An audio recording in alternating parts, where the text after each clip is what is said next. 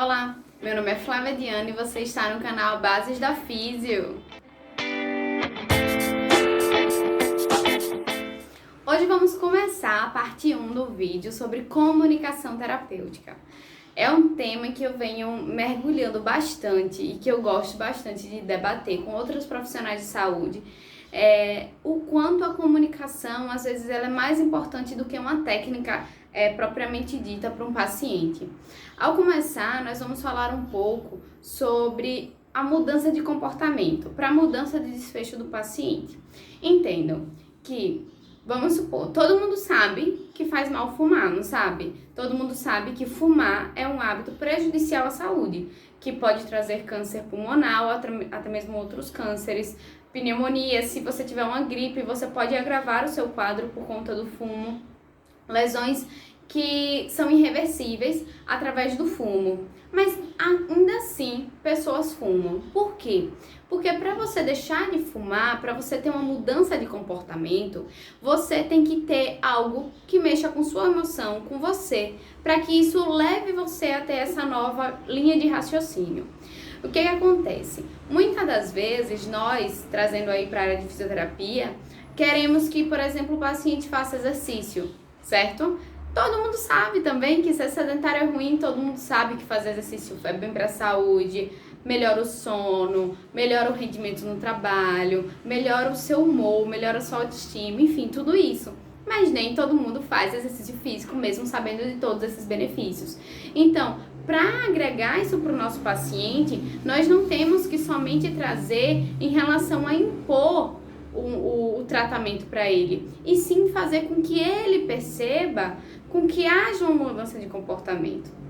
Tem pacientes que vão perceber isso fácil, só com uma conversa impositiva até, olha, você tem que fazer tantas vezes por dia, tá assim, assim, assim. O paciente vai fazer. Mas aqueles outros pacientes que não têm essa mesma disposição para fazer exercício físico, você como um terapeuta tem que usar de estratégias para que melhore a adesão desse paciente para o exercício. Então, a mudança de comportamento, ela se baseia muito com o modelo biopsicossocial. Por quê? O que te atrapalha a fazer exercício? Minha carga horária de trabalho, eu chego muito cansado em casa. É por conta da minha família, eu tenho que cuidar dos meus filhos, não tenho como. É por conta da questão econômica, não tenho como pagar uma academia. Tem vários motivos que podem ser barreiras para que aquele paciente passe a fazer o exercício.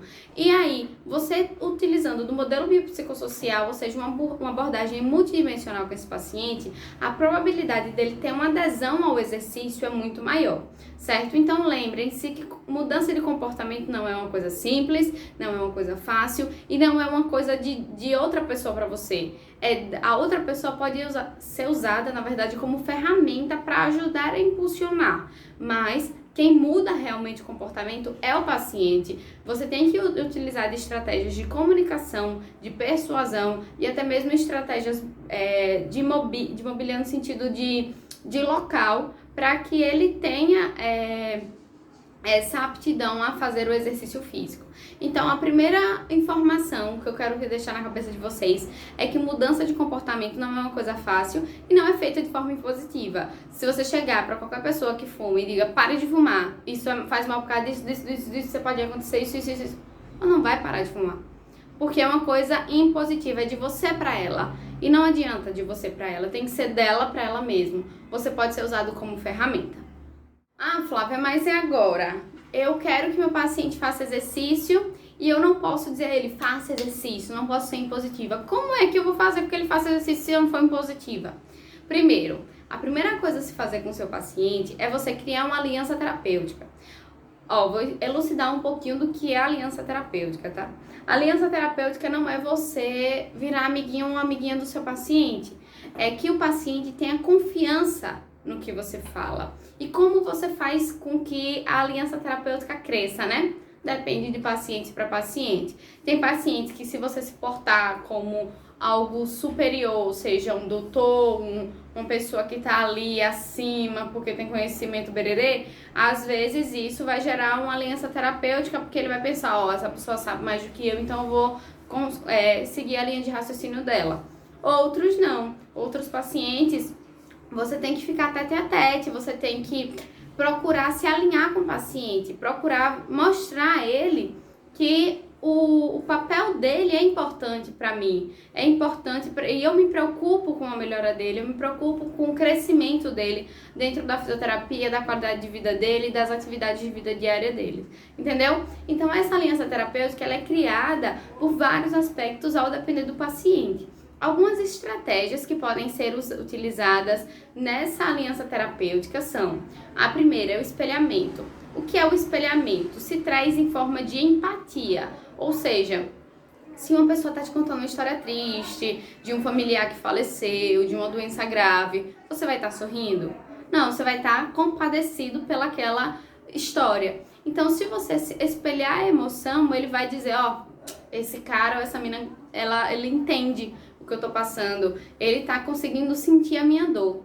Entendeu? Então, essa forma de espelhamento, não só de emoções, mas também um espelhamento de comportamento, por exemplo, em uma criança, você vai utilizar de artifícios de um espelhamento de criança, ou seja, ficar de meia, tirar o jaleco, engatinhar junto com o bebê, com a criança. Então, é um espelhamento para mostrar que vocês estão no mesmo patamar, entendeu? A mesma coisa de um paciente adulto. Se ele está sentado, você não vai ficar conversando com ele em pé, para dar uma visão de cima para baixo, isso não é legal. Então, o espelhamento é uma técnica muito boa para gerar essa empatia. Segunda técnica é a escutativa, ou seja, o paciente vai trazer a história, muitos pacientes têm histórias muito longas, principalmente os pacientes de dores crônicas, que aí você vai ver e o importante é você ouvir. Aquele momento é o do paciente falar. Um dos estudos, não foi no Brasil, mas mostra que os médicos, e eu posso colocar profissionais de saúde, interrompem o paciente em média 18 segundos. Então, se o paciente está falando, não interrompa. Se for para interromper, que seja para ajudar na linha de raciocínio dele, não para cortar o raciocínio dele. Então, a escuta ativa é muito importante. Você ouvir o que o paciente tem a te dizer, absorver os pontos mais importantes daquilo. Se for necessário, fazer o guia, né? Fazer as perguntas que guiam aquela conversa, mas que você consiga absorver pontos importantes que marcaram aquele paciente de uma forma biomecânica, que aí você vai ver em relação a trauma, quedas, disfunções genéticas, enfim, qualquer coisa biomecânica no corpo, questões psicológicas, ou seja, ansiedade, depressão ou até mesmo tristeza, entusiasmo, enfim, tudo que o paciente tem a trazer para você de questões psicológicas e sociais, de onde aquele paciente vem, qual é a religião dele, como é a família, ele mora só, como é no ambiente de trabalho, tudo isso vai gerar um paciente só. Lembrem que uma doença não é um joelho, faz parte de um corpo de um paciente. E o paciente não é só biomecânica, certo? Terceira estratégia é resumir. Ou seja, você fez toda aquela anamnese, o paciente contou toda a sua história, bererê, você no final resuma para ele. Então quis dizer que você disse isso, você acha que é importante fazer isso, para ele ver que você prestou atenção no que eu disse, tá vendo que você tá onipresente ali, onipresente é ótimo, você tá presente de verdade ali, você não tá ouvindo com o pensamento voando, e você leva a importância daquele paciente para o seu ambiente de trabalho, entendeu? Então esse resumo no final, tanto é bom para que esclareça para o paciente como é a visão dele em resumo, tanto para mostrar para ele que você prestou atenção no que ele falou. Essas são 3 estratégias que podem aumentar a aliança terapêutica de você e com o seu paciente. E isso é importante justamente porque se você e o paciente têm uma boa aliança, a maioria das coisas que você falar para ele, ele vai acreditar em você. Porque infelizmente nós sabemos que existem N profissionais com características e falas de nocebo, incorretas, antigas, atrasadas, e infelizmente nós temos que nos propor a que o paciente acredite no que nós estamos falando, para que não aconteça essas informações incoerentes dentro da cabeça dele e aí piore mais ainda o quadro desse paciente. Por fim, nesse primeiro vídeo nós vamos falar sobre julgamento. Muitas vezes, quando o paciente traz uma coisa pra gente, a gente tende a julgar. Não por ser profissional de saúde, por ser humano.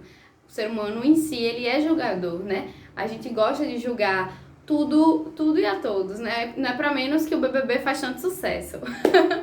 Mas, enfim. Quando o paciente traz uma história pra você e a questão biomecânica dele não é espelhada a forma, a intensidade da dor dele, muitas das vezes a gente julga que aquele paciente está inventando a dor, que ele está querendo chamar a atenção, que aquilo é questão só psicológica, que isso não é da minha alçada. Lembrem-se, se existem questões musculoesqueléticas, existe o fisioterapeuta. O fisioterapeuta, ele trata se existe uma dor na questão musculoesquelética. Óbvio que nós não somos egoístas a ponto de ver que o paciente precise de um acompanhamento de outro profissional de saúde e manter ele só conosco. Isso não existe. Afinal de contas, nem querendo, a gente consegue fazer o papel de um psicólogo. Porque isso é um outro tabu que eu quero deixar aqui bem registradozinho. Que muita gente diz, eu vou lidar com um paciente ansioso, depressivo, até que ponto eu posso tratar dele e não encaminhar para o psicólogo, né? Depende do paciente, depende muito do paciente. E muitos pacientes nós vamos fazer um encaminhamento direto, outro a gente primeiro vai ter que criar aliança para fazer o encaminhamento, mas entendam que a gente nunca vai fazer o tratamento que o psicólogo vai fazer. Porque muita gente pensa assim, né? Eu vou usar uma estratégia de comunicação, então eu tô fazendo o papel do psicólogo. Não, você não estudou 5 anos de psicologia para conseguir, você não tem esse patamar de conhecimento para fazer um papel do psicólogo. Se você acha que fazer papel de psicólogo é comunicação com o paciente, você nunca passou por um psicólogo. Porque um psicólogo não é só para ouvir, não é só para dar conselho. Ele usa de estratégias que ele estudou durante 5 anos da vida dele para atingir o objetivo junto com o paciente. Então, nem querendo, a gente consegue fazer o papel do psicólogo. Isso é muito importante para colocar na cabeça de vocês, para vocês não pensarem, mas você está fazendo o papel do psicólogo porque você utiliza da técnica de comunicação. Não tem como, porque o psicólogo estuda 5 anos ou mais, né, por conta das pós-mestrados e afins. Então, você não tem como fazer o papel do psicólogo. Mas quanto mais de ferramenta e mais aliados como os profissionais de saúde, você vai ter uma maior chance de chegar no ponto, no objetivo daquele paciente, certo? Então, se envolve questão musculoesquelética, o fisioterapeuta ele tem que estar dentro desse bolo, porque nós tratamos questões musculoesqueléticas, nós não tratamos somente questões biomecânicas, tratamos musculoesquelética, voltando para a ortopedia, tá, que eu tô falando.